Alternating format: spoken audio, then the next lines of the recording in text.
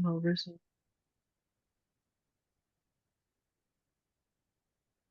All right, let's get started. So, thank you very much Morning. for being here. Good morning, good morning, especially first thing in the morning on a Saturday.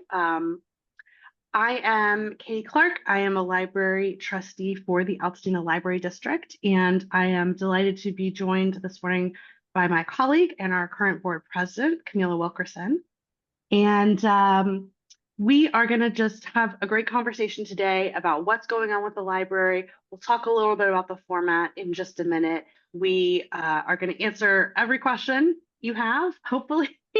So as we go along, please just start putting those questions in the chat. We will get to them after we do a little bit of upfront information.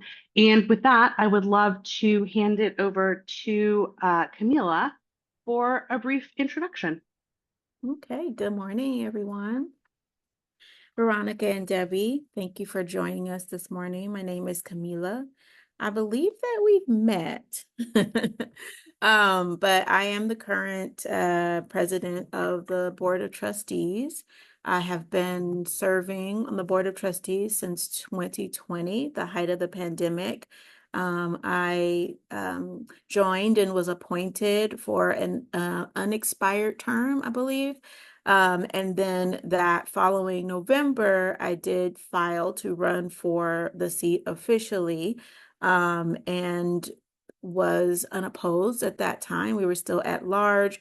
I believe it was myself and Trustee Andrews who refiled to serve for the next 4 years. However, there were no other interested parties. So I am here and my term is expiring this end of this year. And so I am excited to reapply to continue to be to serve on the Board of Trustees. It's been a joyous experience, which is not something that a lot of times we say about serving on boards, but I find it to be really interesting. I've learned so much just in terms of organizational efficiency, professionalism, serving with this group of people that we currently serve with and past trustees as well. So I'm excited to continue to serve. As I have said and continue to say, I think that it has been important for people of color to see themselves represented, in their leadership, in their local leadership. So I'm proud to serve and hope that if you live in District 2, that I can grab your vote. Fantastic. And Camila, just so for folks who maybe haven't had a chance to chat with you or haven't run into you at a library program, what are you up to when you're not doing library board stuff? Good question. I was thinking about that at the forum the other day, and I realized that I didn't share anything about me personally. But when I am not doing library stuff, I am thinking very deeply about serious issues as I manage a clinical compliance department for a very large mental health organization. I am sure that you all are familiar with Sycamores, is a local entity, child welfare entity here in Pasadena. We are throughout Los Angeles County. We have multiple locations throughout Los Angeles County, and we provide mental health services to youth, families, adults. Across the spectrum of age and experience. I started there in 1998, fresh out of college.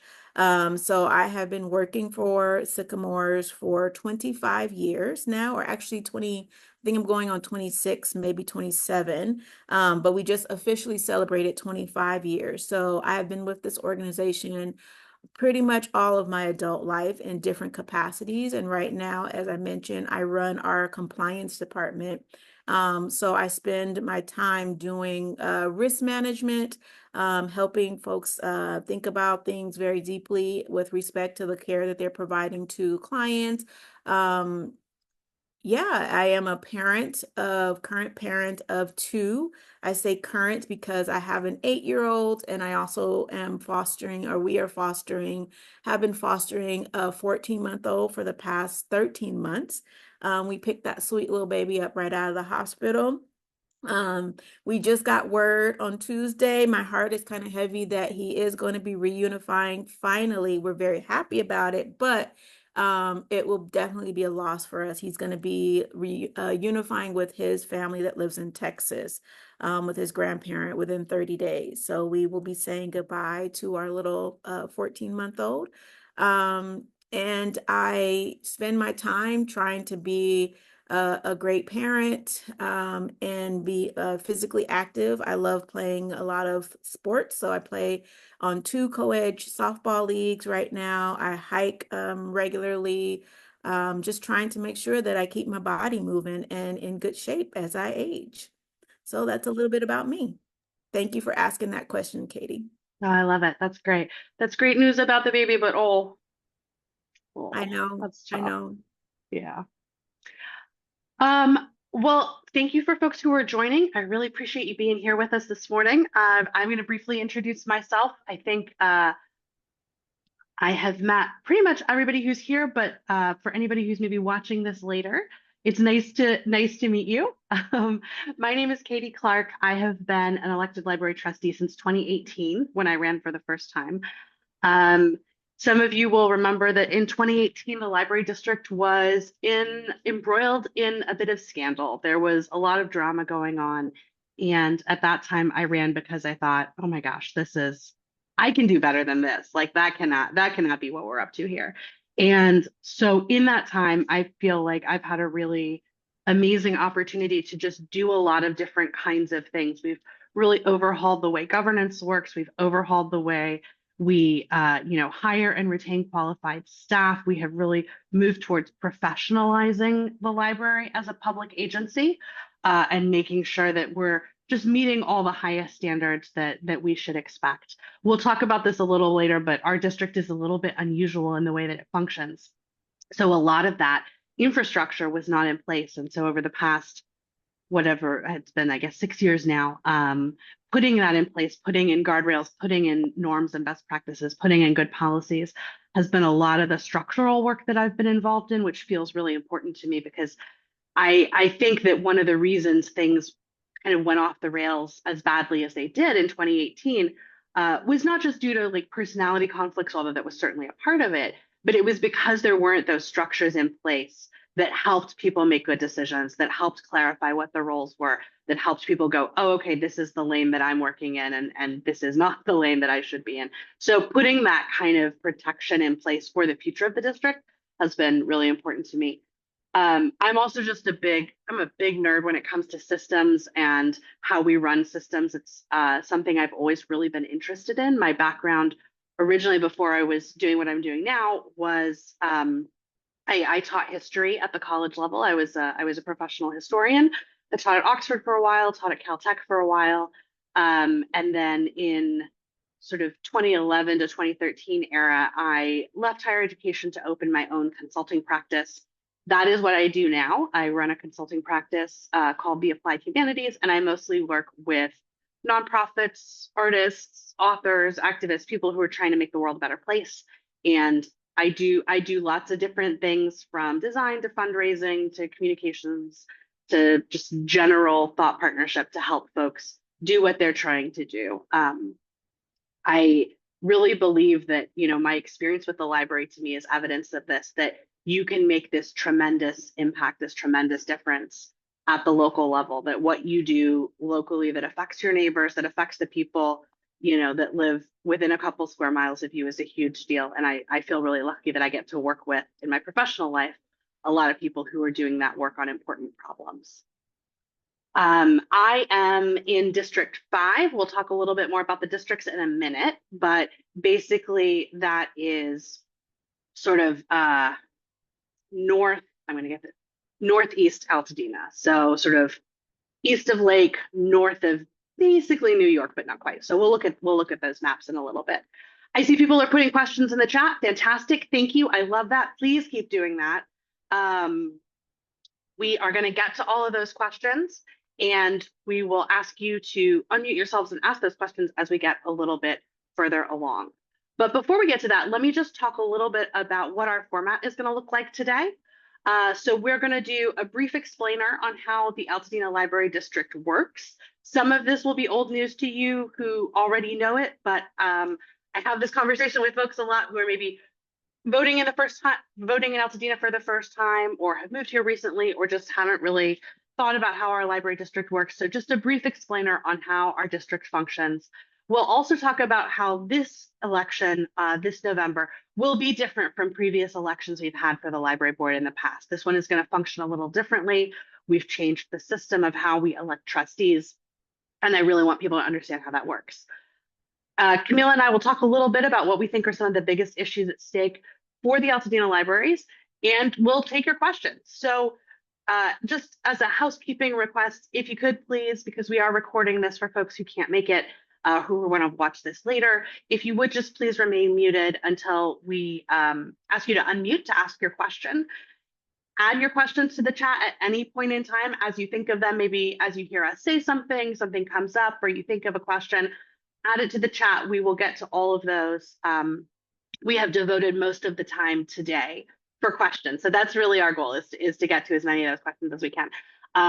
So with that said, let's talk a little bit about how the Altadena Library District works. Kameelah, do you want to start? You want to say a few words about how we function as a special district? I can. So based on my research, this was actually something that, again, has been a learning experience for me as I joined the board. I wasn't aware that we were a special district until I joined the board and had the opportunity to learn about that. So essentially, Altadena has determined that it has its own it's just a small local government entity, right? That because we are in an unincorporated district of LA County, back in, I believe, forget the date, 1938, residents decided to form a special district, meaning that they could locally govern themselves. And so the Altadena Library is a part of that and is really the bulk of the local government for Altadena. At least that's how I understand it. Katie, I'm sure you can add something else to that, but that's how I understand it, and my research showed me. Yeah, that's exactly right. So just for a little bit of broader context, in the United States, nationwide, the vast majority of library systems are part of a municipal structure, right? So they're part of a city government, they're part of a county government. If you look at the city of Pasadena, right, the library is a department of the city. For Los Angeles County, the library is a department of the county. And that's the structure that happens in most places. Again, somewhere around like 70 to 80% of public libraries are part of that municipal structure. So that means that the city council or the mayor or the county board of supervisors or whoever it is responsible for handling a lot of the administrative work, the budgetary work, the oversight work of the public library. And there may be a board as well, but they often don't have that much decision-making power. Those are powers that tend to be allocated, again, to that local municipal structure, whether it's a city council or county board or whatever it is. As an independent special district, we are really unusual. There are only about 15% of libraries nationwide are special district libraries, and we are one of only 13 in the state of California. California has like 300 something, might be more than that by now, but 300 plus special districts, and they do all kinds of things. Special districts usually exist to fill gaps where there are not existing municipal structures. So it might be mosquito and vector control, or water and sewer, or ambulance districts. There are a lot of ambulance districts in rural areas. But as a special library district, we are a standalone independent public agency. We are accountable to you, to voters, to people who live in Altadena, but we are not overseen by the county. We are not overseen by any other municipal structure. There is no sort of superstructure of administration above the library board of trustees. So the board is a really, really important unit of governance. We have a lot of jobs that we do. And we can talk a little bit more about what those jobs are. But the election that determines the board really does a big job when it comes to how the public library works in Altadena. Um, and it's something 1926, exactly. Yeah, 1926. We're coming up actually to our big 100th anniversary in just a year or two. And so the way we function as a special district means we have a lot of freedom to do things, to try things. It also means that there is a real need for everybody in Altadena to be aware of how the library functions, how the library board functions, because that accountability, that relationship with everybody who lives here is how the board works, right? So it's really important. That's why this conversation today is important. It's why our monthly meetings are something that we hope people come out to and pay attention to. So what does the board actually do? Kameelah, do you want to you want to start us off? What do we do? What is our job? Like, what are we up to? Yeah, I think our job is to um, provide the holding and I think it's in the term actually. I think I was thinking about this after the candidate forum the other day. Trustee, the word trustee, right? We are trusted to provide um, a larger, bigger picture support and guidance and governance around the library. So we don't really dip our toes into the inner workings, the day-to-day functionings of the library and what the library staff do. We support and trust the director and the library staff to do that, but we do provide oversight, again, a larger picture oversight to those who are responsible for the day-to-day functionings of the library. So we are responsible, for example, the district director and her making sure that she is doing her job, that we are evaluating the work that she's doing in her leadership of the library. And so again, our job is to have a big picture oversight to make sure that, we are not typically, spending the budget money, but our job is to make sure that the district director and staff are spending that money efficiently, effectively, and not misusing, our local dollars basically in an inappropriate way.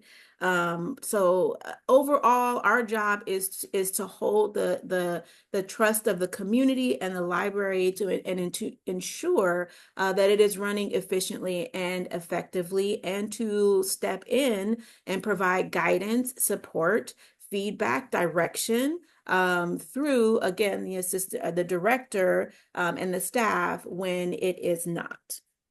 Yep. Yep, I think that's exactly right. And I really like the way you said that. We are entrusted with the sort of well-being of the library, with the stewardship of the library, making sure that money is being spent effectively. Um, the understanding of what the board's role is, I think, is really critical to understanding how the library functions. So, as Kameelah says, we, as the board, as a legal entity, functionally have one employee that Yep. reports to the board, and that is the district director.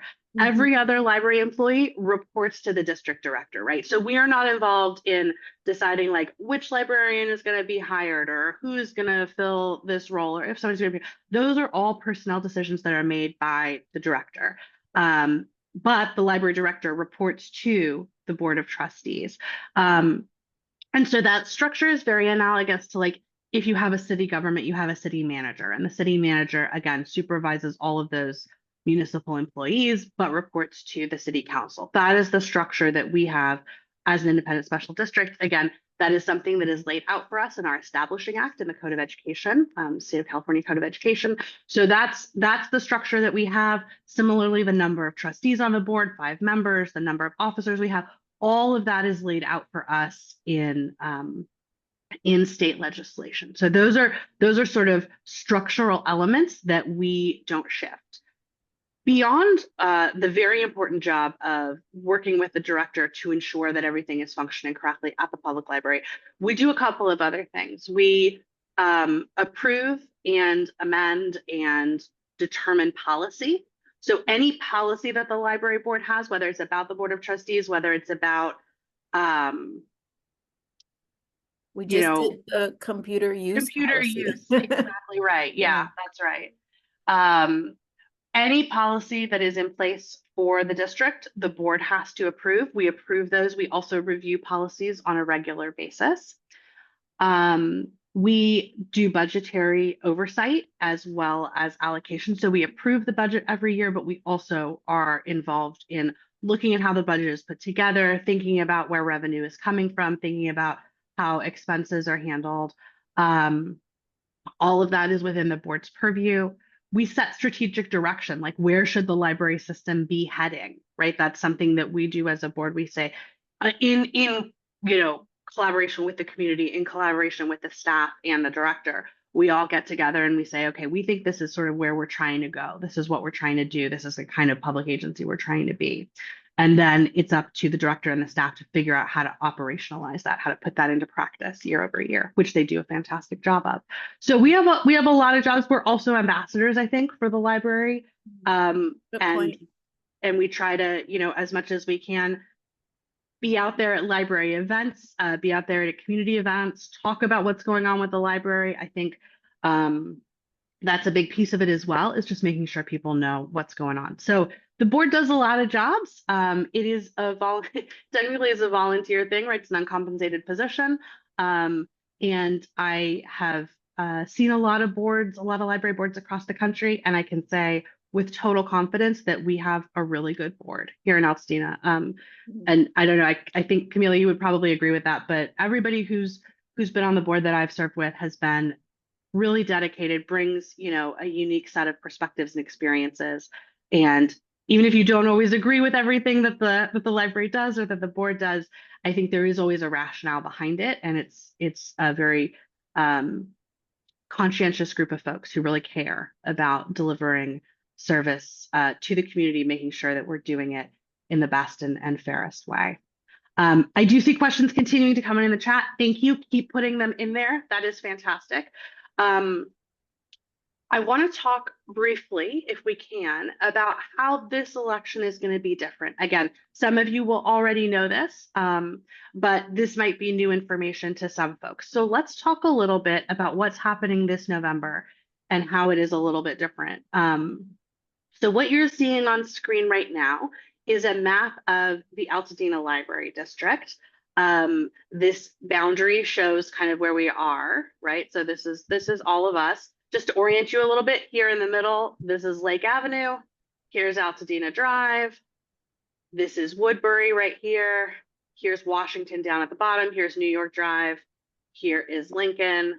Here's Fair Oaks, right? So you can kind of see where we are. You can kind of figure out where you are. I'm right over here. So Kameelah, do you want to talk a little bit about what we're doing this November, how it's different, and why that's the case? Yeah, I can do that. I had the pleasure of, I was actually really excited about this ad hoc committee, which was the districting or redistricting committee that I had the opportunity to chair. And in response to the California Voters' Right Act, basically, we wanted to make sure that people were not disenfranchised and that people had the opportunity to serve and to vote for individuals that lived in their immediate area, so that basically everyone got a fair shake. And so before I came on board, the library was or the trustees were already moving in this really innovative manner in compliance again with the California Voting Rights Act. And so we formed an ad hoc committee to basically create a districting system or process for upcoming elections. So we worked really hard. We worked with consultants at NDC, National Demographics Committee or Corporation, to look at our local census, to look at the numbers of individuals in our in Altadena, in the boundaries of Altadena. We studied several different maps We were happy to have the opportunity to work with the consultants because we didn't have to be responsible for doing that heavy lift ourselves. And so we were able to work with them to look at several different maps to ensure that there was fair representation across Altadena.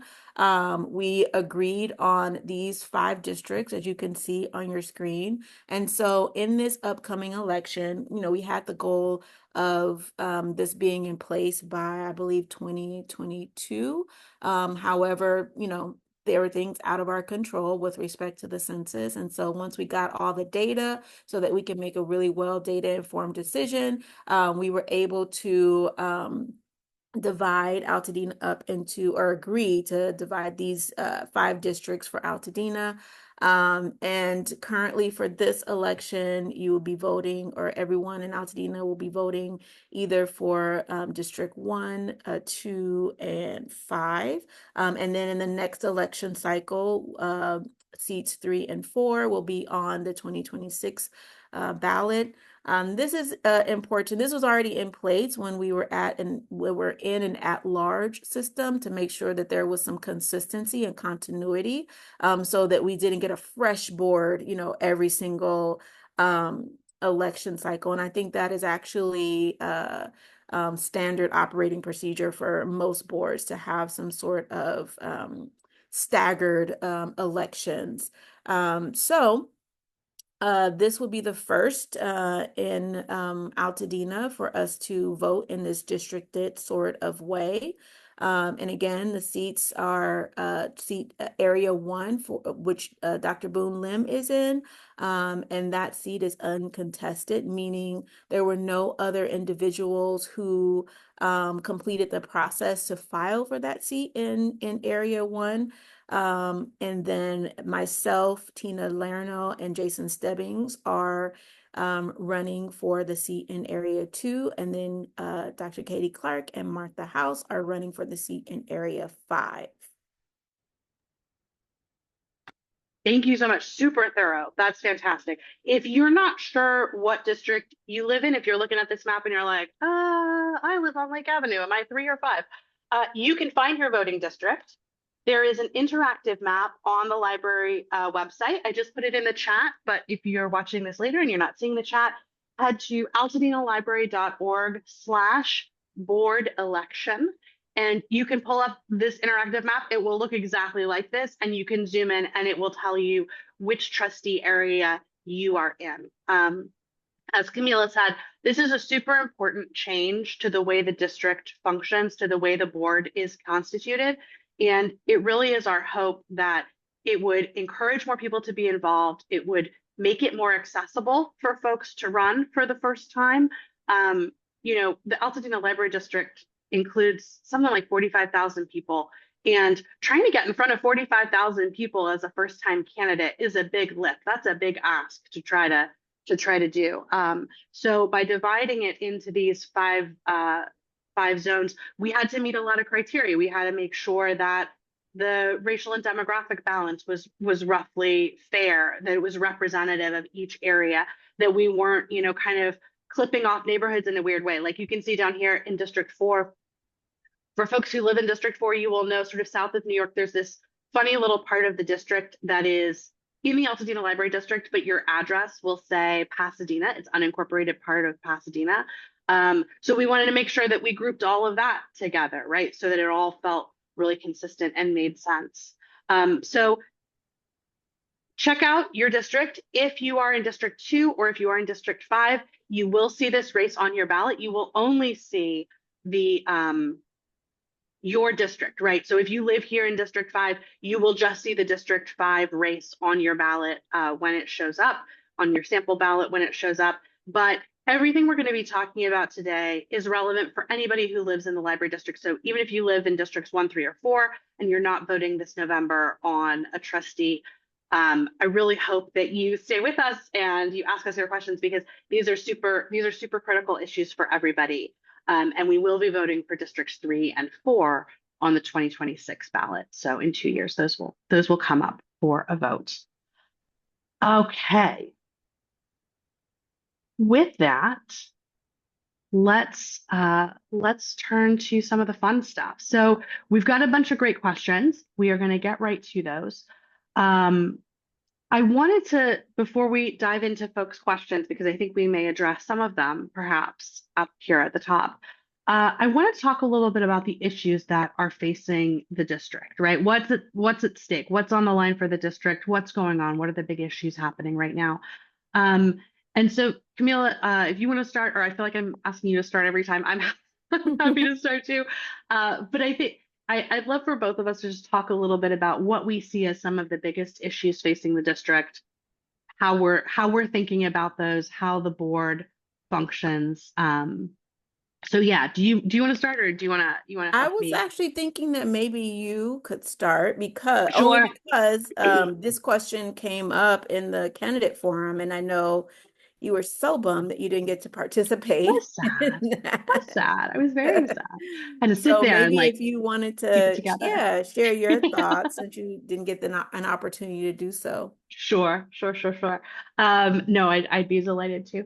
Um, so there, I kind of think there are, for me, four big issues um, that that I think are sort of top priority for the district to get right, and that the Board of Trustees has direct involvement in. Um, Top of that list for me, number one is making sure that we deliver these Measure Z construction projects correctly. So, as most of you guys will know, in 2020, voters in Altadena, 73% of voters in Altadena approved a bond measure that funds the construction, improvement, updates, expansion, renovation of both of our library facilities. And we have about a $31 million budget for those two projects. They are major, major projects. The Bob Lucas project is going on right now. Like if you drive down Lincoln and you pass the Bob Lucas branch, you will see the framing going in. It's super exciting. That project is going to continue through construction and finish in the spring of 2025, at which point we will then reopen the Bob Lucas branch. We will close the main library and begin the main library construction project. The main project, because it is a bigger facility, will probably take about 18 months to 2 years. We're hoping to keep that timetable as tight as possible, but there is a lot going on there. So as we go through these construction projects, there are a couple of things we have to make sure that we do. One, we have to stay on budget. We have to stay on time. We have to do everything we can to make the best use of taxpayer dollars, to make sure we're using those funds as wisely as we can. But alongside that, it's really important that we deliver outstanding results. I mean, this is a once in a generation investment in our library facilities, and it's really important to get that right. The reason that we asked people to support Measure Z was because there were major accessibility problems, there were major safety problems, there were major deferred maintenance problems at both of our libraries, and because, to be super upfront with you, the district had never really invested in the Bob Lucas branch in the way that I believe it should have. The money and the investment and the construction just had not been there, despite the fact that this is a super critical library that serves the community, has done so for many, many years as a beloved library. It just had not gotten the kind of attention that it should have. So the Bob Lucas project is a huge re-envisioning of that library. It will more than double the square footage there. And my hope is that it will start to do the kind of investment. It will start that process. There is a lot more, I think, beyond that to do, but it will start that process. So big issue for me, number one, is just those capital construction projects, doing those right, making sure that they are welcoming, that they are inclusive, that they are fully accessible, that everybody can use those libraries, feels great, feels like they are for them, which they absolutely are. Issue number two related to that is making sure we have really, really good fiscal processes and governance standards around how we're handling revenue. So I'm not going to spend a million years on this. If you have questions about it, like let's get into it in the questions. This is a very in the weeds kind of topic. But basically, the majority of our funding as a special district comes from property taxes, right? Like that's 85, 90% of our money comes from property taxes. Part of that is just a direct property tax assessment.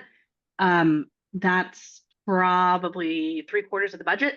The other quarter or so is from something called Measure A. That was a parcel tax that was passed in 2014. That parcel tax has a 10-year lifespan. So it will be sunsetting in this coming fiscal year, right? So it will expire in this coming fiscal year. Measure Z was passed both to fund those library construction projects through a bond, as well as to replace the Measure A funding so that there is an additional assessment for services and programs. Basically, what all of this means is that in the next year and a half, we are going to be changing the way that revenue comes into the district. For you as an Altadena resident, you won't notice much of a change. Your tax rate will not change dramatically. Instead of there being two line items on your property tax bill, there will be one. Basically, so right now there's one for Measure Z, there's one for Measure A. I believe on your next property tax bill, those will collapse into one assessment for the library. The dollar amount will be pretty much consistent with what it has been. But on the back end for the board and for the library district, we have a lot of work to do to make sure that we're handling that assessment correctly, we're setting the special tax rate correctly, we're doing all the things we need to do around exemptions and making sure taxpayers are notified. So all of that piece is going to be a big shift for us. And putting in place, again, the right structures to handle that, I think is critical. So number one, buildings. Number two, fiscal standards. Number three is equity. So one big issue for me in the entire time that I have been on the board is looking at how we allocate resources across Altadena. Are we doing that fairly? There has been a lot of inequity in the way that library services, library programming, library dollars have been allocated. And it has not been fair. It has not been equitable. West Altadena in particular has not gotten the kind of services or programming dollars or attention that it should have for many, many years. And so as a board, I think we have made steps in reversing that process. I do not think we have fixed it. I think we still have a lot of work to do on that front. And that's a big concern for me. I think that continuing to focus on that, not just saying, oh, we care about equity, but like really walking the walk, making sure we're doing it. And when we fall short, talking about that, figuring it out, doing better next time. I think that there is a lot of ground to make up there. And I think that we have to be really intentional about how we're making choices, how we're making decisions, how we're allocating resources. Again, we can talk more about this in questions. So equity of resources, both in the way that we're allocating things across Altadena and also in the way that we're thinking about hiring and compensating and retaining staff. You know, Kameelah talked about this a little bit earlier, but the library profession generally and library boards generally tend to be really white. It is a hugely, like, I don't know the number, Kameelah, you will know this better than me, but it is an overwhelmingly white profession. And I think it's really important that not just the library board, but the library staff that we employ looks like the community we serve. And I think that, again, because this is a sort of structural systemic issue within libraries generally, within governance generally, we have to be really intentional about reversing that trend. I think we, again, have started on this. I think we have made steps, but I think we have to continue working really hard to make sure we make progress in that area. And then fourth, and I will stop talking because I've talked the most forever, for 1,000 years, is I always think we can do more on transparency and accountability. I always think that, like, there is no day that passes where I'm like, oh, we did it. We talked to everybody in Altadena. Everybody knows what's going on. Job done. Like, there is always more to do. Again, I think we've gotten better at this as a library board, as a library district, but I want to see us keep asking the question, how can we do better? How can we reach more people? How can we get to folks where they are and not expect them to walk into the library building if they don't even know it's there? So with that, I will stop talking. That's a lot, Kameelah, please. I agree with everything that you said. And I just would highlight two of those things that, and I don't have a ton to add to them because you said it so efficiently. But equity and diversity is something that is really important to me. And some of the numbers so how can we impact that, right? Because as I have said, it's not our job to get into the nitty gritty of, how the library is functioning. But we can do that by policy and considering like, what type of policies are put in place with respect to, hiring.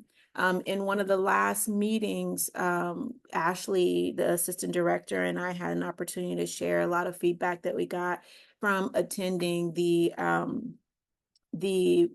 Black Caucus of the not Altadena, American Library Association's conference this past July, and we got a lot of statistics and data and ideas and how that we can impact, DEI in our area and make sure that we are creating not only in, with our trustees, but within the staff, uh, a staff that looks like the community, that represents the community of Altadena.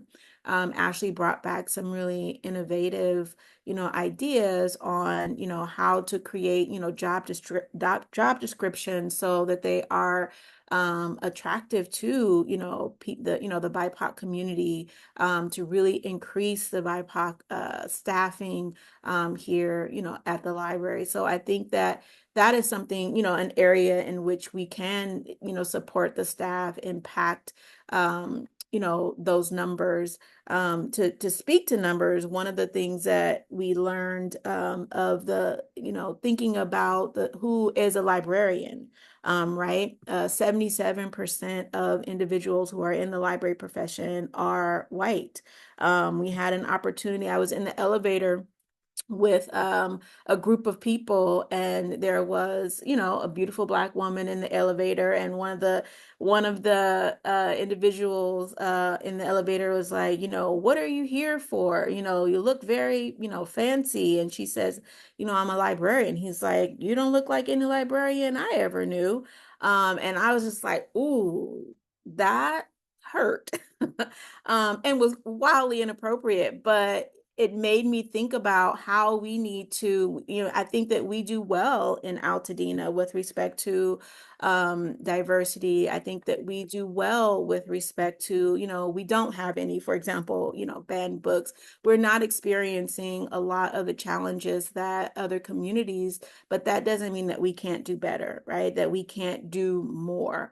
And so I think that I'll be looking to really see how that we, it would be my goal if I am reelected to support how we can continue to look at, to ensure that our library staff, our library programs represent, the citizens of Altadena. And that even means, for example, I've given feedback to the staff, not as a trustee, but just as a parent and a community member, with respect to diversity of programs. Hey, I work 9 to 5. How can I get my, kid to story time? And I think that the library is definitely responsive to that. We have pajama story time. We have different types of story time in different languages. So I just, look forward to, supporting the staff in creating policies and giving ideas for them to consider and percolate on and implement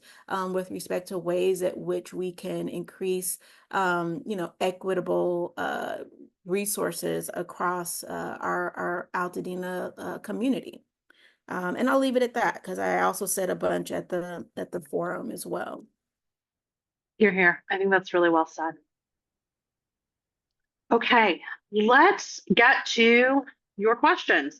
Just a quick housekeeping note, and I appreciate it. So if you would just stay on mute, if you will, and then as we get to your question, I will invite you to unmute and say your question out loud. You can read it or you can add a little bit to it or whatever, so that everybody who is listening later can hear it.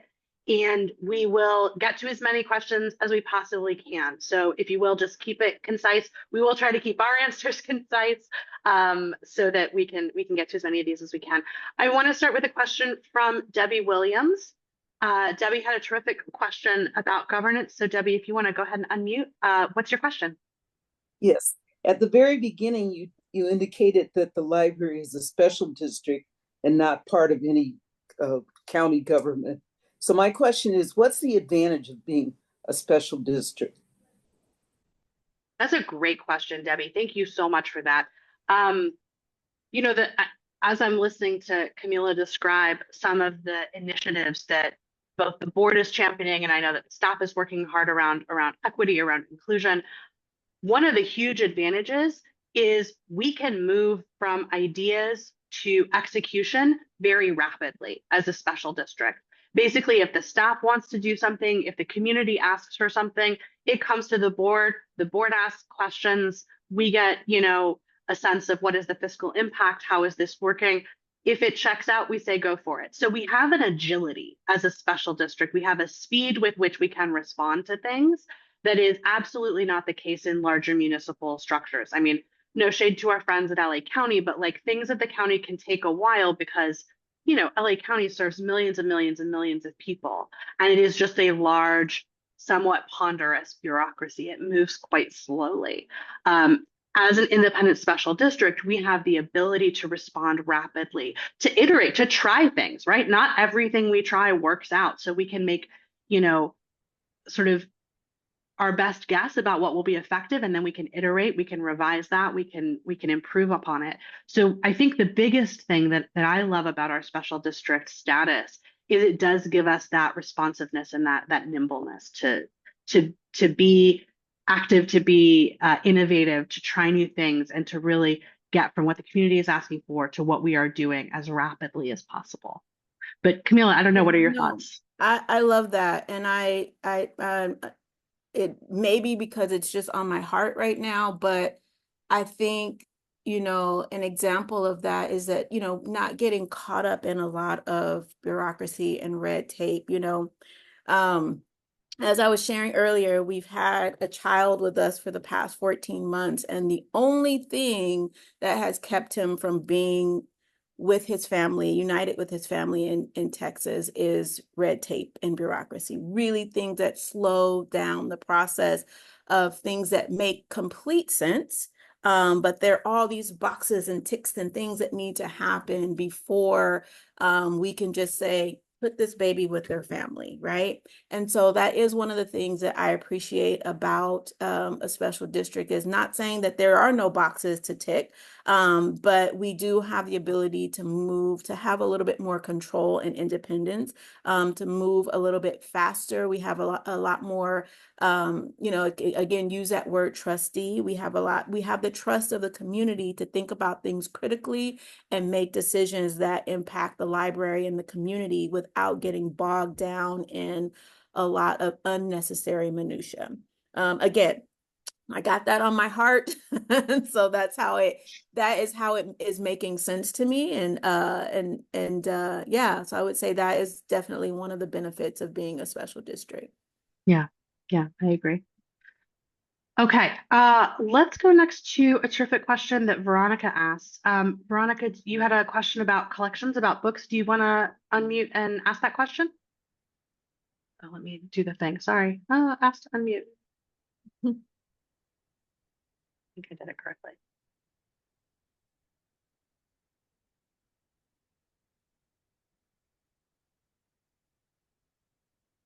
Hi, sorry about that. Hi. Hi, I'm sorry about that. I'm on my phone. So oh my I was goodness. having Yeah, trouble that's a struggle. unmuting. Yep, Yeah. for sure. But thank you for being here. Thank you. I always appreciate you guys, and thank you for doing this. But I understand, and I asked this question in the last meeting regarding the renovation of the library. There seemed to be less room for books. And I was told, yes, there's going to be less books. And I understand that we're going into, we're in a digital age, and we can check books out over the computer and do all these things.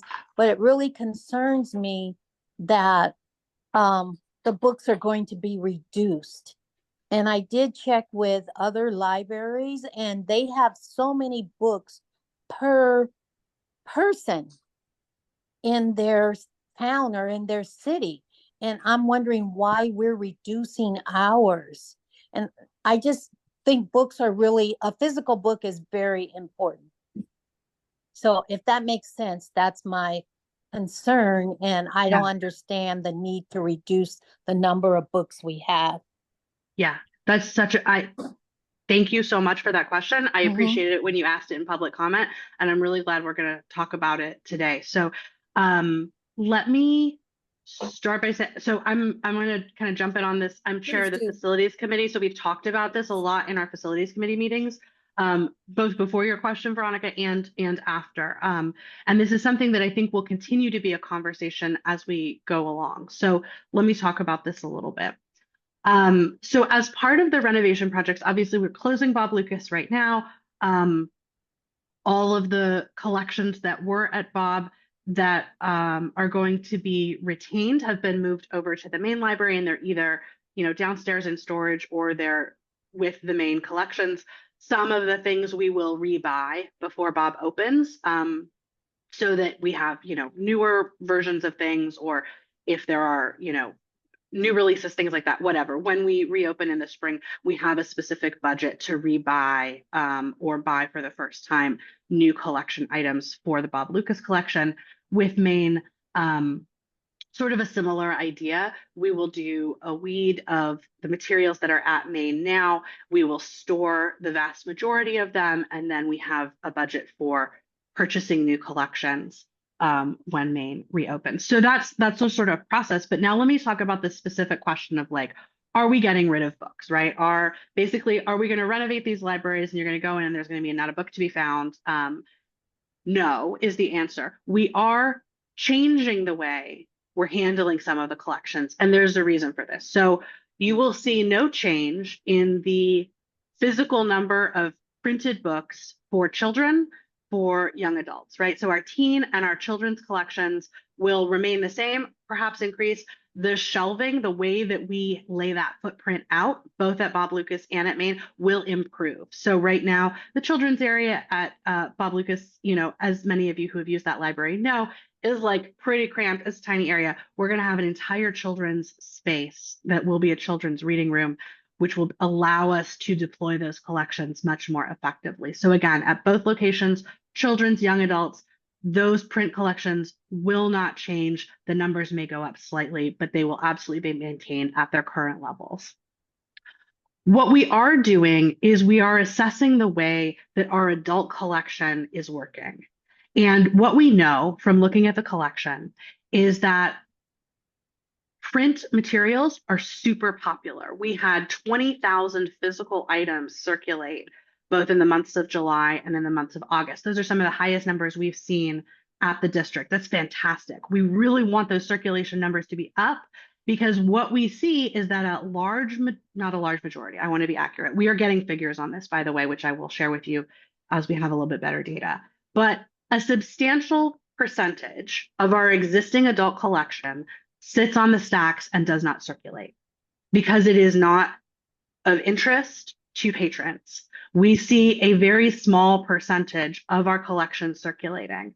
And so what that means is that, again, as an independent special district, we will never have a collection that is the size of LA County, right? Like we just won't. We will not have a collection that is the size of City of Los Angeles, that is the size of even the city of Pasadena. Like we just can't do that. We don't have the space for it. We don't have the budget for it. We can't do it. So we have to be really strategic about what materials we do offer to people. We absolutely have a high priority on physical items, but we want the collection we have to be what people are interested in having. So when you hear us say things like we're going to, remove some of the items, we're going to have fewer books. What that means is we're going to try to circulate the materials we have better. We're going to purchase things that people are asking for. We're going to make sure we have a collection that is interesting to folks and that is moving. We want those circulation numbers to be high and to go up. But what we have right now, to be really honest with you, and I hope I don't get in trouble with library staff for saying this, is like we have kind of a lot of books that are decorative. Like it's nice, they sit there, they're books. Listen, I have an entire storage unit full of books that don't fit in my house. So I am not the person to talk to about like, should we get rid of a book? Never gonna happen. Nope, I'm never gonna do it. But like as a public entity, we cannot keep every book ever, especially if it's not something people are interested in. If it's not circulating, we want to ask why. We are undertaking a diversity audit of and the staff has done a fantastic job of sampling our entire adult collection. We're going to use that data to make really strategic decisions about what is moving, what are people asking for, what do they want to have in the library, what are they coming in to find, and how can we get more of that in front of folks and in their hands so that it goes home with them versus having a lot of square footage devoted to books that are sitting on shelves that feel nice to look at, but nobody's taking home. No one's checking them out, right? Yeah, Yeah, yeah. I want to add to that. Just, I'm kind of the opposite of you, Katie, and in support of what you're asking, Veronica. I rely on the library to have books because I cannot have books in my house, right? What I have in my house are kind of what the library is doing, a lot of children's books because I have a small children. But I don't typically keep a lot of books for myself because there's just not the space for them. And what I had to do was an audit of my collection, right? I had to go through my collection to see, okay, what books, are absolutely like, I cannot let these go. I am rereading these books. I am using these books. And these are the books that I will keep. And the rest of my, very extensive collection, I had to figure out ways to gift or to donate because I just didn't have the space for them. And my data was telling me like I am not utilizing these books. On the flip side of that, I rely very extensively on the library to be able to get access to books that I need because I also don't have funds to continue to buy and keep books. But what I like and what I hear, Katie saying is something that is really important to me, even in my work life, is like we got to go where the data is telling us to go, right? And that it will not benefit us to have, the goal is not to get rid of books. The goal is to be more efficient in how we use and how we keep and how we store books, right? So we want to have things that people are actually checking out. If there is a book on the shelf and the library staff is doing this work that hasn't been checked out in 10 years, then that tells us maybe that is a space that we can make, space for something that will have more circulation that people are looking for, people are interested in. And I think that is the goal of when we're thinking about, to use that word, downsizing, the goal is never to have less books. The goal is to have books that people want to use the space, to have books that people are asking for, that people are checking out, that people are interested in, so that we're meeting the needs of the community in that way. I hope that makes sense. Yeah, I think that's exactly it.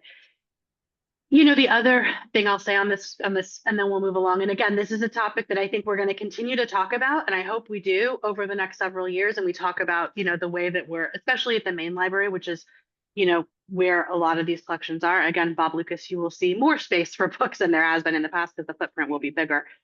At the main library, we're also trying to balance competing goals, right?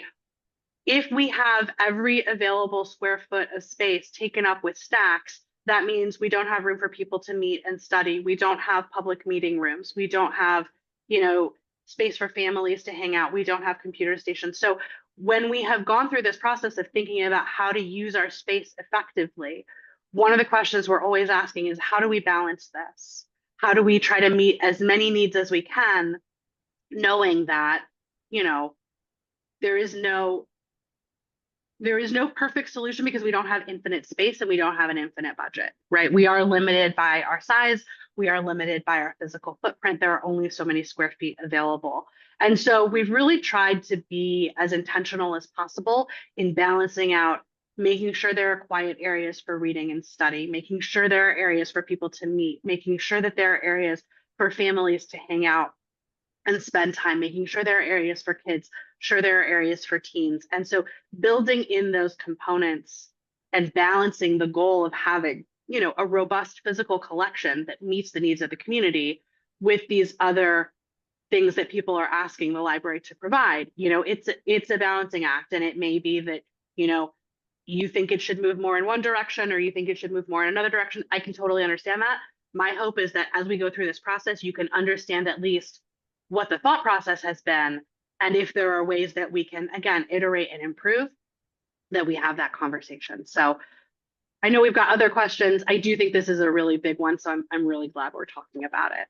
I want to ask a question that Nick Arnzen asked, and I think, Veronica, you had a question that was sort of similar to this, so I'm going to combine those a little bit, if I may.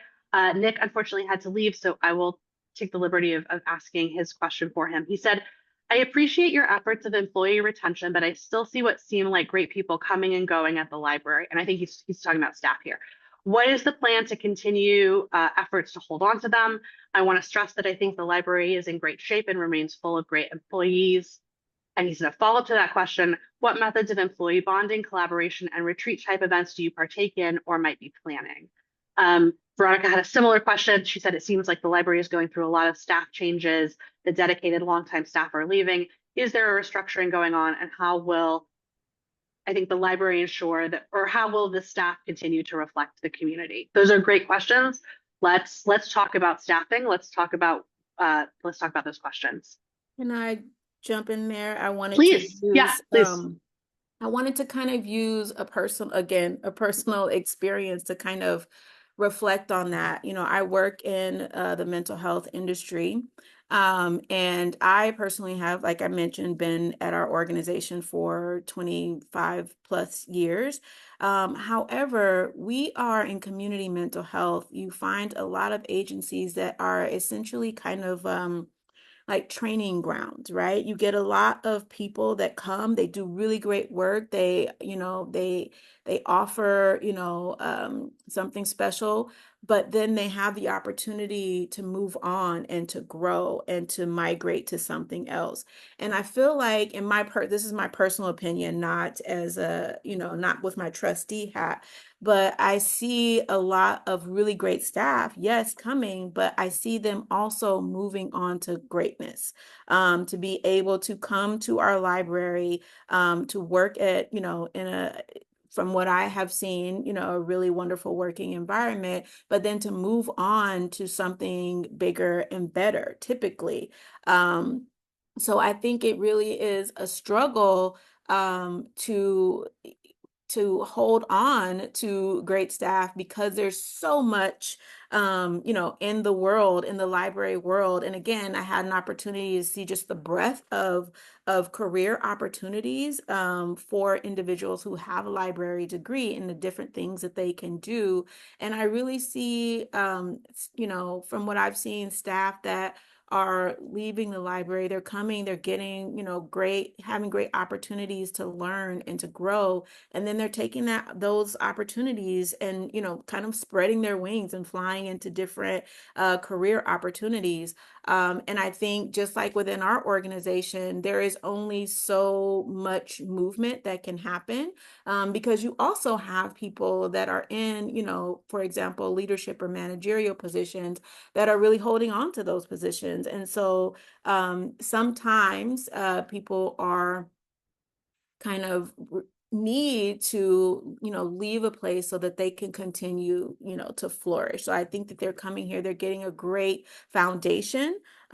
We get a lot of people, I don't know if it's okay for me to say, but will get their degree, they're studying library science and then they get their degree and then they find a great job that, suits them. And especially now that they have their degree, they are qualified to take that position. So I just kind of wanted to add a little bit of reframing around, a lot of times it seems like, oh, people are constantly leaving. But in my opinion, we have a lot of staff that are studying, getting their degrees and going on to greater things. So I just want to add that kind of just personal reframe around what might look like a retention challenge, but is really good, good loss for a lack of a better word. Yeah, that's right. I mean, Debbie asked this earlier, right? What are the advantages of being a special district? And there are a lot. Well, gosh, one of the downsides of being a special district is we are a small organization, right? The Altadena Library District employs about 36 full-time folks, and that's it. And there's only so many jobs, there's only so many places to go. And I think that, what Kameelah is saying is exactly right. Our hope is not that somebody comes to the Altadena Library District and stays there forever. Our hope is that they come here, they have a fantastic experience as an employee, and that we support them in what their long-term goals are. Maybe those goals keep them at the district, or maybe their goals are to work in a bigger system or to, level up to a sort of managerial level that maybe we just don't have because we're a small organization. And I think that, in terms of our career planning, our staff planning, our mentorship, I think that our management team is really invested in making sure people are meeting their goals, heading in the direction that they want to head, whether that keeps them, at the district or has them go in different directions. And gosh, if you look at the board packages, every month in the director's report, it's congratulations to so and so who got their MLS degree and now they're, getting this job, whatever. So I think that there are a lot of really big success stories in people being able to move their careers forward. At the same time, I will say, I talked about this a little bit at the beginning. We have been going through a process of professionalizing the district. Again, as an independent special district, we don't have city HR. We don't have outside, you know what I mean? We have to do all of those things ourselves. And so putting in a really good HR system so that staff have an ability to, voice concerns or take HR problems to somebody who is not their manager, who is an independent, unbiased third party. Making sure that we have consistent evaluations that are happening, that we have staff work plans that are really good and that are achievable and that make sense. Like putting in place all of that infrastructure has been the work of many years. And it has taken a lot of effort to move from what was a wonderful library with, and I say this with the greatest respect for everybody who worked here, with really terrible internal infrastructure around staffing. There were people who had never had an employee evaluation in all their time with the district. Like that is just not responsible. That's not the way you run an operation like this. So putting in place that infrastructure has also been a change. The way that we're functioning has changed. We are trying to, again, figure out what the right staffing model looks like for the district. And the library's closing, for these renovations is also a big change. And so some folks are looking at that and going, you know what?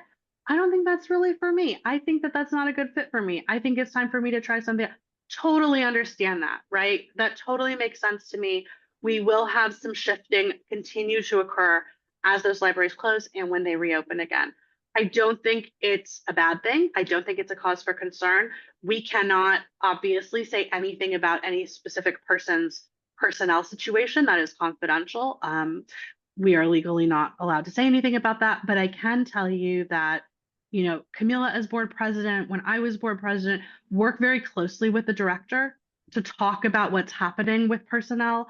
We as a board are kept updated, again, in confidential ways about what's happening with personnel. And I will say for me, at least, the director has my full confidence in the sort of decisions that have been made, the staffing choices that have been made. There are certain pieces that we can't always talk about to protect employees' confidentiality in their personal situations. But I encourage you to check out those board reports every month and see what people are doing and what they're moving on to, because a lot of times it is bigger and better things, and we are so supportive of that for them. I think that's great. Yeah, I also would like to just make a note of something. It's a little bit more generalized, but I think that what we're also seeing, again, in my professional environment is the pandemic and the way that we worked, or the way that we worked has been changed by the pandemic, right? And again, this is very generalized and not at all specific. It's very anecdotal, in that people are feeling a little bit more free to move and free to change, with respect to, their careers. Like, someone like me who's been somewhere for 25, 26 years, I'm kind of like more, entrenched. But what we're seeing across industries is that people are a little bit more adaptive and flexible in how they think about employment, and and are more brave, I would say, and willing to shift to make things work for them. Again, that is very general and anecdotal, but I think that it has it does, play into, what we see with respect to retention at the library. Yeah, I think that's a really important point.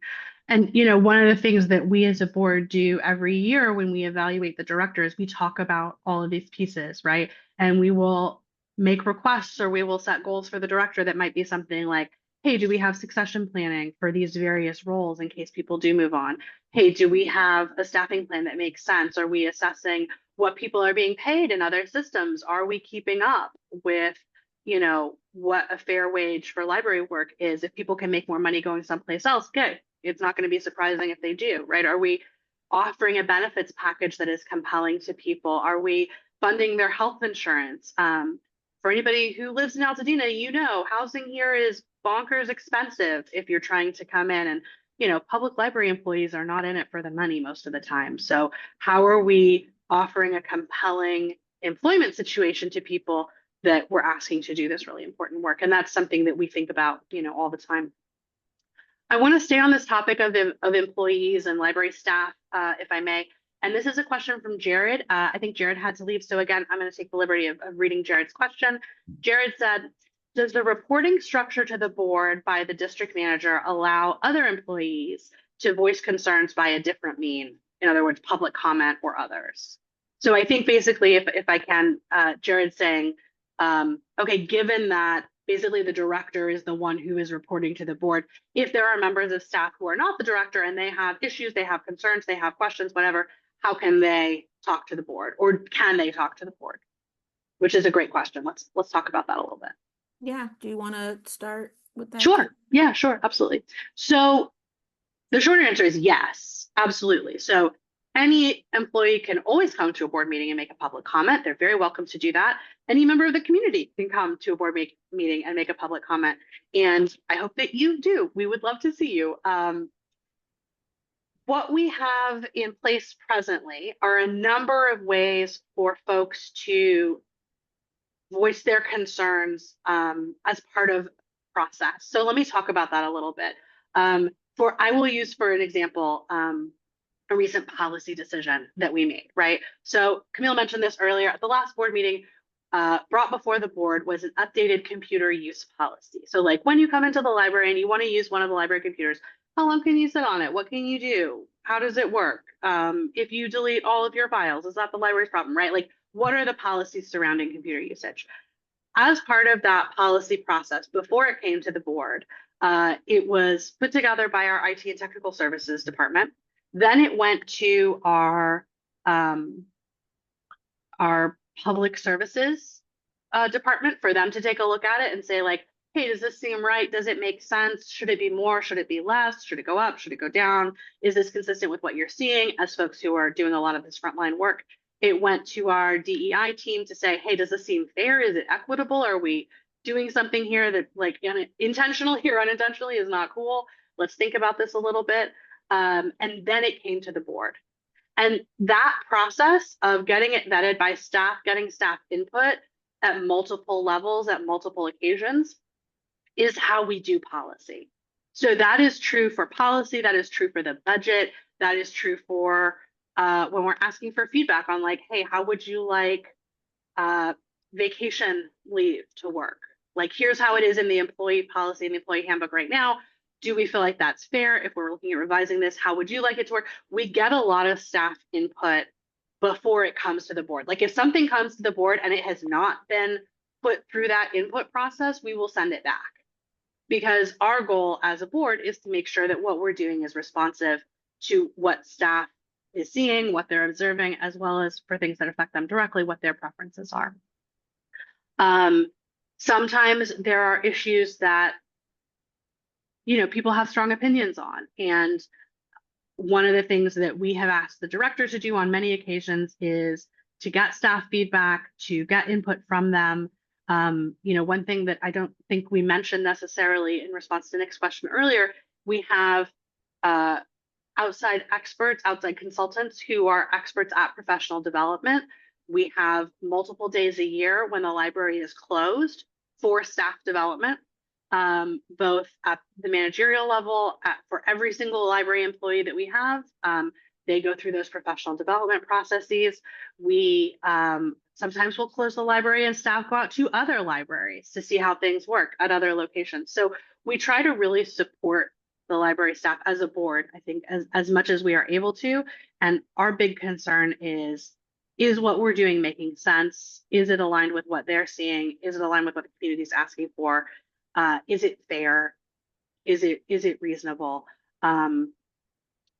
And we have a lot of channels through which staff can offer their feedback. But if for any reason they feel that those channels have failed them, they can always come and talk to the board directly at a public meeting. That is always an option available to them, as is an option available to anybody in the community. I think that you said it perfectly.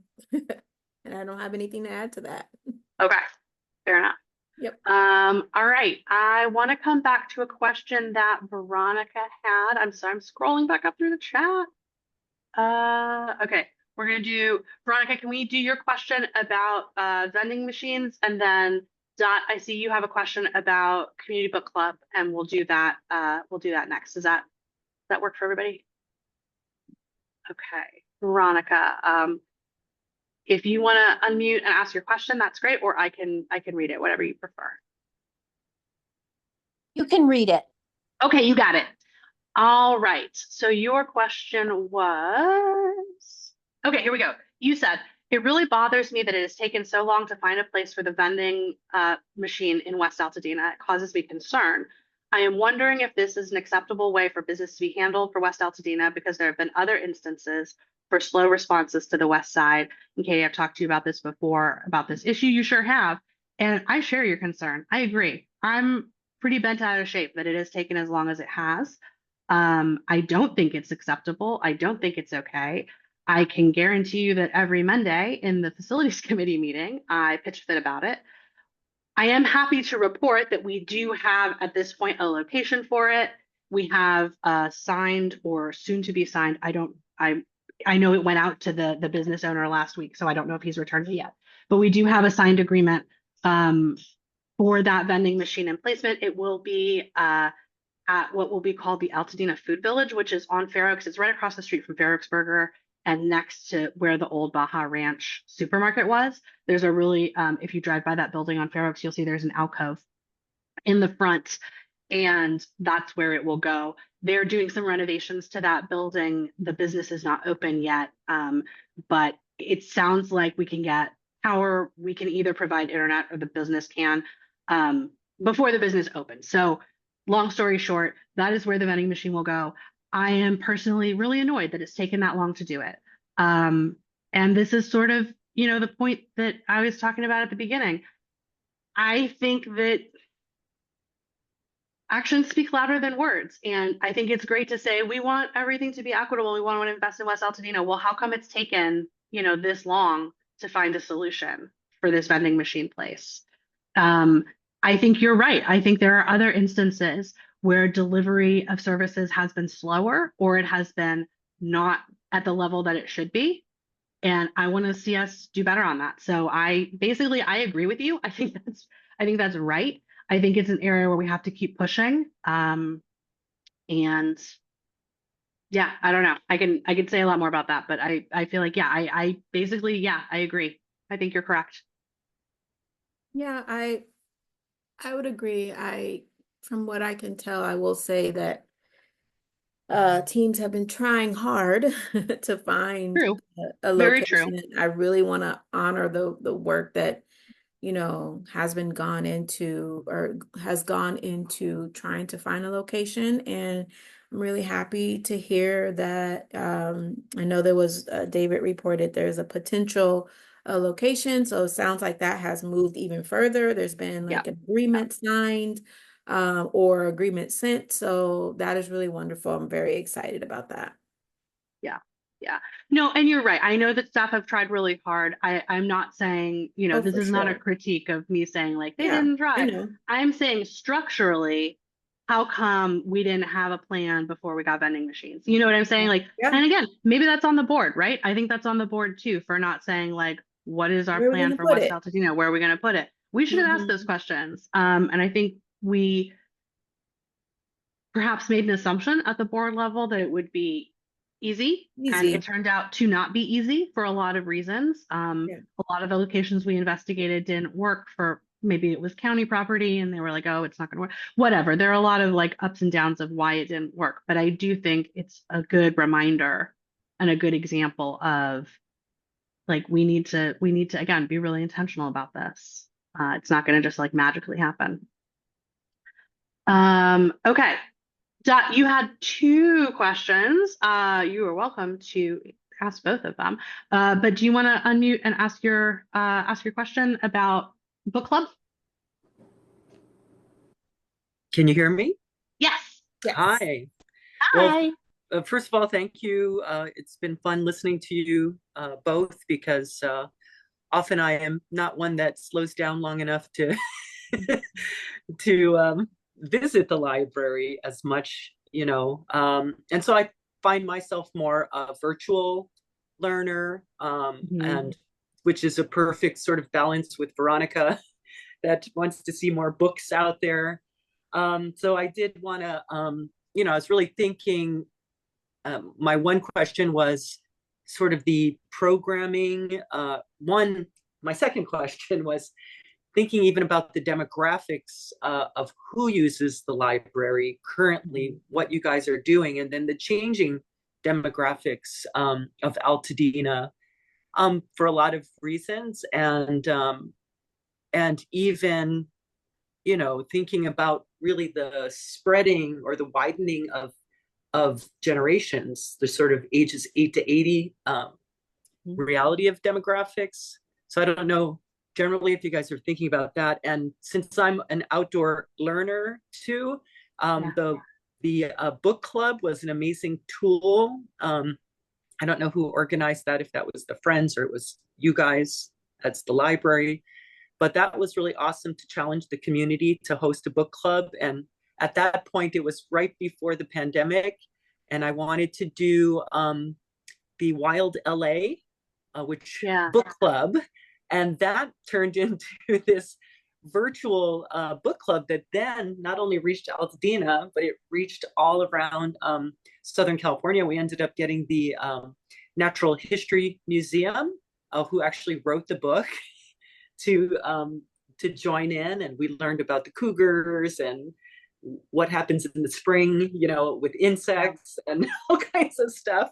Yeah. So that became kind of a real virtual learning model. So anyway, I'm more of that outdoorsy person, and I feel like I do applaud the library for supporting the walk to school day events on now California Clean Air Day, which is the largest walk to school day event for California Clean Air Day in the state.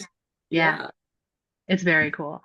And like, also, Dot, thank you for all of the things that you do. And I should say, so many of the folks who have been with us today, Veronica and Nick and Dot, certainly, do so much for the community. And whether it's through their work with town council or other groups around town, one of the things that at the library we're always trying to figure out is how can we partner with folks doing interesting things and amplify that, uplift it, add to it. And I think Walk to School Day is a great example. I think it's a really good question about changing demographics and intergenerational programming. One of the things that comes to mind as I heard you ask your question is something that we're thinking about with how we evaluate summer reading, right? So summer reading at almost every public library is a big deal. It was a big deal this year. It'll be a big deal next year.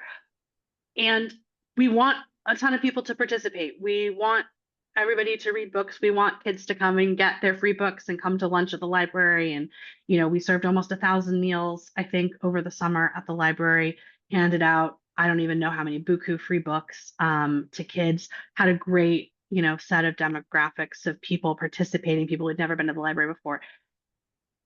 Part of what the staff is doing that I really support is also looking at that from an equity-based perspective, right? So not just are we putting up bigger and bigger numbers year over year over year, but what is the impact that we're having?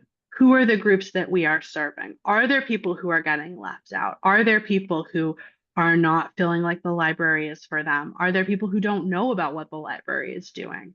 And so I think as we move forward, one of the big goals is going to be to continue to think about how we evaluate services and programming, not just from a numbers perspective. We circulated X books, we did X, Y programs, which is great. And those are really important, but to also complement that with these questions of who are we reaching? How are we reaching them? Who are we serving? How are we serving them? Are there folks who are getting left out, right? There are a lot of people who love the library, come to the library all the time. Amazing. There are people who have never been to the Altadena Library, don't know we have a local public library system. How can we get in front of them, right? Whether they are folks who are parents of young kids, folks who are mid-career people, folks who are seniors, folks who have just moved to Altadena, folks who have been in Altadena for generations. Are we reaching them? Are we doing a good job? It's a question we think about constantly. I don't have a single answer about changing demographics, but I will say that it's something that is always on our mind and that we're pushing staff to think about. And I know that staff is already, inclined to ask questions in those directions. Melanie. Yep. No, Yeah. I think that you are you're on point, Katie, as usual. But I think that it is what I want to say is not necessarily specific to, trustees, but I think that one of the things that I love about the library and the library staff is that they are responsive to the community. And so if there is, you mentioned the book club or, intergenerational residents. I think that if there's programming that you would like to see, the library would love to hear from you.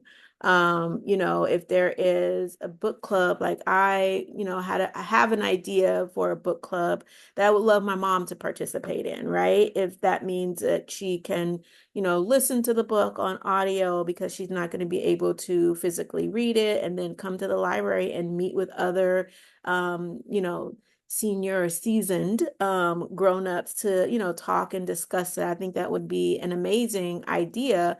And actually, it wasn't my idea. I attended a meeting for the Rotary Club, and one of our local residents says, I would love a book club for specifically for this demographic. And I said, I think the library would love to hear from you and would love to host such a book club if there isn't one already existing. So let's check that out, right? So my response to that is I really think that the library would love to hear from you. And if you would like the return of a certain book club, communicate that. And I think if it makes sense, which likely it will, I can't imagine that it would not.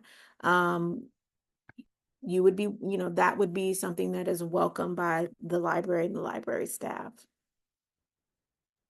Yeah, I think that's absolutely right. Okay, I know we are coming up on our time here, and I want to thank everybody for their questions. My hope is that this will be a conversation that we continue, not just through this election, but after the election as well. And I really appreciate the chance to speak with you all a little bit more directly. Like, one of the weird things about board meetings is that there are some rules around like how we can and can't respond when people make public comments, which I get it, it's the law, but also it sucks because sometimes I want to have more of a conversation. So I appreciate folks coming out today and letting us talk a little bit more directly. I will just, as we close here, just say a couple of things. Again, this trustee election will be on your ballot this November. You can check your voter registration and make a plan to vote at plan.lavote.gov. It's pretty cool. I did it yesterday. You can put in your phone number, your email, and they'll send you all kinds of stuff about, where your closest voting center is. You should get your sample ballot any day now. I have not gotten mine yet, but I have heard that they have been mailed out, so hopefully that will show up pretty soon. Vote by mail ballots will go out beginning October 3rd, and in-person voting begins October 26th. So you can register to vote online. You can check your registration online. If you are not sure, do go to plan.lavote.gov. You can also get voter registration forms and help with voter registration at the main library. So swing by anytime. We do have those forms available. And with that, I just want to thank everybody for being with us this morning. I want to thank everybody who's watching this later. If you're catching up later, thank you so much. And you can reach me anytime. You can check out my website, votekatieClark.com. You can come to any of our board meetings. I mean, Kameelah and I are delighted to talk to you, but I will venture to speak for the rest of the trustees on the board when I say I think they would be delighted to talk to you as well. Certainly that is true of our fantastic library staff. So with that, thank you so much for being here. Thank you for your time. Kameelah, thank you for hanging out and chatting about libraries with me. And Yeah, thank you for kicking this off and allowing us to speak to the people. speak to the people. All Yeah. right. Well, thank you, my friends. I hope you all are well. We'll talk to you soon. And remember to vote on November 5th. We'll talk to you soon. Take care. Bye.